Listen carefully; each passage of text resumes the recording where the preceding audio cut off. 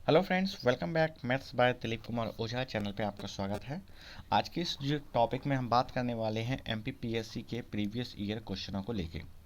तो ये वो सभी क्वेश्चन हैं जो आपके पीएससी के एग्जाम में पूछे गए हैं। तो चलिए स्टार्ट करते हैं आज के इस सेशन को।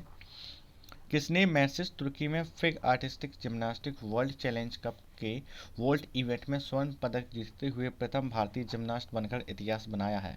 तो वो कौन है? आपके ऑप्शन है सुशील कुमार, अश्विनी नाचप्पा, दीपा कर्माकर और अरुणा रेड्डी। तो इसका जो हमारा राइट आंसर वो कौन है? वो है हमारा दीपा कर्माकर। दीपा कर्माकर क्या है? इसका राइट आंसर है, यानी कि ऑप्शन थर्ड इसका राइट आंसर होगा। ओके, चलते हैं अपने अगले प्रश्न की तरफ। अगला क्वेश्चन है हमारा, संयुक्त राष्ट्र महासभा यूएनजीसी ने 21 जून को निम्न में से किस दिन किस रूप में घोषित किया है? यानी 21 जून को जो हम सेलिब्रेट करते हैं वो किस दिन के रूप में करते हैं? आपके ऑप्शन हैं international yoga day, international doctor day, world environment day या इंटरनेशनल हेल्थ डे। ठीक है, तो जो 21 जून को जो सेलिब्रेट करते हैं वो करते हैं हम एक योगा डे के रूप में, यानी कि इंटरनेशनल योगा डे के रूप में हम इसको मनाते हैं। तो इसका पहला ऑप्शन राइट है। अब आप कमेंट बॉक्स में ये बताइए कि चिकित्सा दिवस कब मनाया जाता है। पर्यावरण दिवस तो भी पता है, जैसे कि हम मनाते हैं किसना 5 जून को। ओके, और अंतर्राष्ट्रीय हेल्थ डे कब मनाया जाता है? तो ये दो डे जो हैं वो आपके कमेंट बॉक्स में बताने हैं। ओके, अगला क्वेश्चन है हमारा, निम्नलिखित में से किस सिंचाई प्रणाली पर मध्य प्रदेश सिंचाई क्षमता सुधार परियोजना केंद्रित है? किस पर केंद्रित है? आपके ऑप्शन हैं, एक सागर नदी माध्यम सिंचाई परियोजना, ओंकारेश्वर मेजर सिंचाई परियोजना, बुंदला मध्यम सिंचाई परियोजना और कुंडलिया सिंचाई परियोजना। तो इनमें से कौन सा राइट ऑप्शन है? यानी जो सिंचाई क्षमता सुधार परियोजना जो केंद्रित है मध्य प्रदेश में, वो किस सिंचाई प्रणाली के तहत आती है? तो इसका जो हमारा राइट आंसर वो है क्या? कुंडालिया सिंचाई परियोजना, यानी कि ऑप्शन डी। ऑप्शन डी क्या होगा? इसका राइट आंसर होगा। ठीक है, हमारा अगला प्रश्न है। अगला प्रश्न काफ़ी इम्पोर्टेंट प्रश्न है। प्रतिष्ठित पर्यटक स्थल विकास परियोजना के तहत में पर्यटन मंत्रालय द्वारा मध्य प्रदेश में विकास के लिए देश को चयनित किया गया है।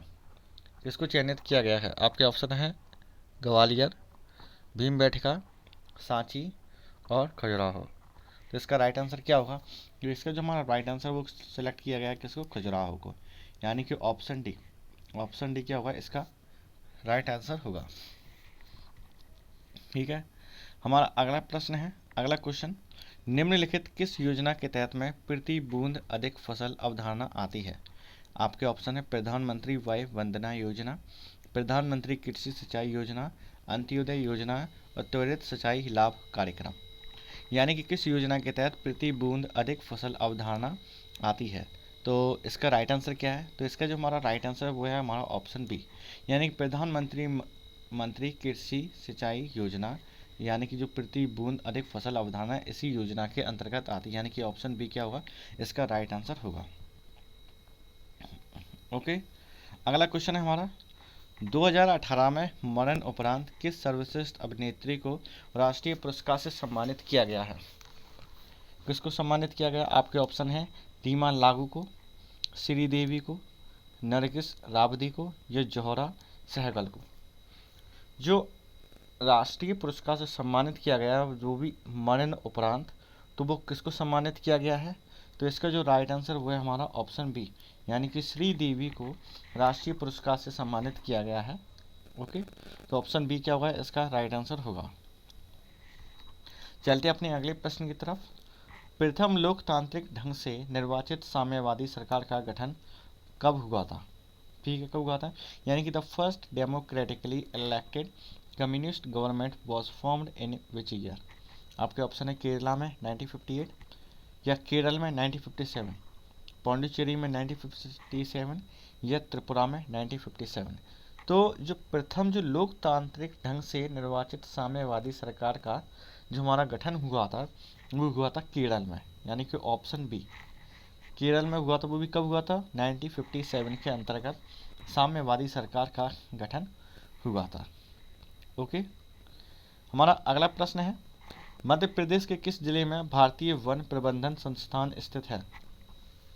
किस जिले में है आपके ऑप्शन है ए इंदौर, बी उज्जैन, सी ग्वालियर और डी भोपाल। यानी किस जिले में है जो भारतीय वन प्रबंधन संस्थान है, यानी कि Indian Institute of Forest Management is located in which district of Madhya Pradesh. तो कहाँ स्थित है? तो इसका जो राइट आंसर वो कहाँ है? हमारा भोपाल के अंदर, यानी कि ऑप्शन 4। ऑप्शन 4 हमारा राइट आंसर है। ओके, अगला प्रश्न है हमारा, अंतर्राष्ट्रीय योग दिवस 2018 का विषय क्या था? जी हाँ, आपको इसकी थीम भी पूछ ली जाती हैं एग्ज़ाम से रिलेटेड। जैसे कि 2017-18 के एग्ज़ाम में पूछा गया था कि जो योगा डे है जो हम 21 जून को मनाते हैं, इंटरनेशनल योगा डे, UNGA के द्वारा, जैसे कि अभी प्रीवियस क्वेश्चन में निकला है, तो वो जो योगा डे है उसका थीम क्या है? जैसे कि आपके ऑप्शन है शांति के लिए योग, यानी कि peace for yoga for peace, yoga for peaceful mind यानी कि शांतिपूर्ण मन के लिए योग, योगा फॉर ऑल यानी सभी के लिए योग, योगा फॉर हेल्थ स्वास्थ्य के लिए योग। तो क्या है इसका राइट आंसर? तो इसका जो हमारा राइट आंसर वो है हमारा ऑप्शन ए, यानी कि योगा फॉर पीस। जो इसकी थीम है वो इसकी कौन सी थीम है? वह है योगा फॉर पीस, इसकी सही थीम है। ठीक है, अगला प्रश्न है हमारा, विश्व का सबसे बड़ा नदी द्वीप माजुली स्थित है, कहाँ स्थित है? आपके ऑप्शन है ए नागालैंड, मिजोरम, बी सी आसाम और डी मणिपुर। यानी कि the largest riverine island is in the world Majuli is located. तो वो कहाँ पे स्थित है? तो वो जो स्थित है वो है हमारा आसाम में स्थित है। माजुली जो आइलैंड है कहाँ स्थित है? वो है आसाम में स्थित है। ओके, चलते अपने अगले प्रश्न की तरफ। कड़कनाथ मांस जिले हाल ही में GI टैग मिला है, वो मध्य प्रदेश के किस जिले से विशेषता रखता है? ऑप्शन है सागर, रायसेन, रीवा या झाबुआ। यानी कि जो Kadaknath meat that recently got GI tag is a speciality of which MP district, यानी कि मध्य प्रदेश के किस जिले से संबंधित है? आपके ऑप्शन इस प्रकार हैं A B C D। तो इसका जो राइट आंसर वो कहाँ है? वो है झाबुआ, यानी कि ऑप्शन डी इसका राइट आंसर है। ठीक है, अगला क्वेश्चन हमारा, मध्य प्रदेश के किस जिले में भारत की एकमात्र मशीनीकृत हीरा खदान स्थित है? किस जिले में है? ऑप्शन ए ग्वालियर, सागर, पन्ना, सतना। तो मेरे ख्याल से ये जो वो सवाल है इसके लिए आपको ऑप्शन की आवश्यकता ही नहीं होती। आपसे जब भी पूछा जाए कि मध्य प्रदेश की डायमंड माइंड कहाँ है या डायमंड सिटी कौन है, तो ये सभी जानते हैं क्या है? पन्ना में। कहाँ है? पन्ना में स्थित है। ओके, अगला प्रश्न है हमारा, भारत की पहली हाई स्पीड बुलेट ट्रेन जो मुंबई से चालू होगी और कहाँ और किन शहरों के बीच में दौड़ेगी? आपके ऑप्शन है गोवा, अहमदाबाद, बेंगलुरु या पुणे।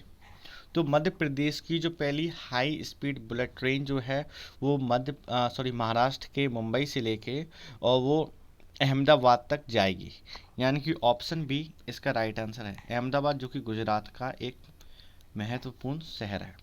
ओके, अपना अगले क्वेश्चन पे चलते हैं। अगला क्वेश्चन, मध्य प्रदेश के उस ध्रुपद कलाकार का नाम बताएं जिन्हें 2012 में पद्मश्री से सम्मानित किया गया है। आपके ऑप्शन है ए मोहन शुक्ला, बी सुलभा और मनोज सराफ, सी PV काहू और गुदीचा ब्रदर्स। तो कौन है जिन्हें 2012 में एक तो पद्मश्री सम्मान से सम्मानित किया गया है, पद्मश्री पुरस्कार से, और दूसरा उसे ध्रुपद कलाकार का नाम है, वो एक ध्रुपद कलाकार भी हैं। तो इसका राइट आंसर वो है हमारा कुदेचा बंधुगण, यानी कि ऑप्शन डी। ऑप्शन डी इसका क्या होगा? राइट आंसर होगा। होशंगाबाद में उस कंपनी का नाम बताएं जो बैंक नोट और सुरक्षा पत्र बनाती है, यानी कि name the company in Hoshangabad which manufacture bank notes and security papers. आपके ऑप्शन है currency note press, India security press और इंडिया गवर्नमेंट मिंट, यानी कि भारत सरकार मिंट जो इंडियन गवर्नमेंट भी कहते हैं, और सिक्योरिटी पेपर मिल। तो होशंगाबाद में कंपनी कौन सी है? तो आपका जो इसमें राइट आंसर होगा वो क्या है? वो सिक्योरिटी पेपर मिल जो है वो कहाँ है? वो होशंगाबाद में स्थित है। ठीक है, सिक्योरिटी पेपर मिल कहाँ है? तो सिक्योरिटी पेपर मिल होशंगाबाद में स्थित है। अगला क्वेश्चन, भारत सरकार द्वारा निम्न उद्देश्य के लिए स्वतंत्र मूल्यांकन कार्यालय बनाया गया है, कहाँ बनाया गया है? आपके ऑप्शन है ए सार्वजनिक क्षेत्र की कंपनियों की लेखा परीक्षा का आयोजन करने हेतु, कुछ प्रमुख कार्यक्रमों की सार्वजनिक जवाबदेही में वृद्धि हेतु, जनता से पूंजी संसाधन बढ़ाने हेतु, और चौथा है राष्ट्रीय खातों का एक स्वतंत्र मूल्यांकन कार्यालय बनाने हेतु। तो इसका हमारा जो राइट आंसर वो है हमारा ऑप्शन बी, यानी कि increase public accountability of some major programmes, यानी कुछ प्रमुख कार्यकर्ताओं की सार्वजनिक जवाबदेही में वृद्धि हेतु जो है इसका भारत सरकार द्वारा इसको बनाया गया है। ठीक है, अगला क्वेश्चन है हमारा, शासन के स्वच्छ सर्वेक्षण सर्वे 2018 के मुताबिक मध्य प्रदेश के किस शहर को दूसरा स्थान प्राप्त हुआ है? किस शहर को रैंकिंग में दूसरा स्थान प्राप्त हुआ है, वो भी स्वच्छ सर्वेक्षण में? हम सभी जानते हैं कि भारत का सबसे स्वच्छ शहर कौन सा है, वो है हमारा इंदौर। लेकिन इन्होंने हमसे जो रैंक पूछी है वो कौन सी पूछी है, हमसे पूछी है सेकंड रैंक। ठीक है, सेकंड रैंक कौन सी है? आपके ऑप्शन है, आप ऑप्शन तो इन तीनों में से बचते हैं क्योंकि ये तो है ही नहीं कोई इसकी जो रैंक है वो है तो फर्स्ट है इंदौर की। तो सेकंड में ऑप्शन है जबलपुर, ग्वालियर, भोपाल। तो मध्य प्रदेश के किस शहर को दूसरा स्थान प्राप्त हुआ? एमपी को, ना कि ऑल इंडिया रैंकिंग में। मध्य प्रदेश में जो सेकंड पोजीशन पे है स्वच्छ के स्तर पे, तो वो है हमारा भोपाल शहर। ठीक है, कौन सा शहर है? तो वह है भोपाल शहर आपका, यानी कि ऑप्शन 4। ठीक, चलते अपने अगले क्वेश्चन की तरफ।